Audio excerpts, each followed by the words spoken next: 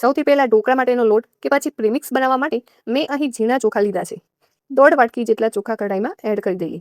સાથે મેં અડધી વાટકી જેટલી અડદની દાળ લીધેલી છે. સાથે ઢોકળા સોફ્ટ બને તેના માટે અડધી વાટકી જેટલા પોહા એડ કરી દઈએ. અને ઢોકળાના બેટરમાં એકદમ સરસ એવો આથો આવે તેના માટે 1 ચમચી જેટલા મેથીના દાણા એડ કરી દઈએ. હવે ધીમા ગેસ પર દાળ ચોખાને થોડી વાર માટે શેકી લઈએ, જેથી આપણો લોટ લાંબા સમય સુધી સારો રહેશે. તો લગભગ અંદાજે 2 થી 3 મિનિટ જેટલો સમય થઈ ગયો છે અને દાળ ચોખા શેકાઈને થોડા એવા ક્રિસ્પી થઈ ગયા છે. અહીં આપણે તેને બ્રાઉન નથી કરવાના. હવે ગેસની ફ્લેમ બંધ કરી દઈએ અને હવે પ્રીમિક્સમાં એડ કરવા માટે મેં અહીં 1 વાટકી જેટલો ઝીણો રવો લીધેલો છે. તેને એડ કરીને થોડો એવો શેકી લઈએ. તો છે ને એકદમ સહેલુંમાં. તો અહીં મિક્સર થોડું ગરમ હોવાથી રવો પણ સારી રીતે શેકાઈ જશે. તો અહીં તમે જુઓ બધી જ વસ્તુ સરસ એવી શેકાઈ ગઈ છે. તો હવે તેને થોડી વાર માટે ઠંડુ કરી લઈએ.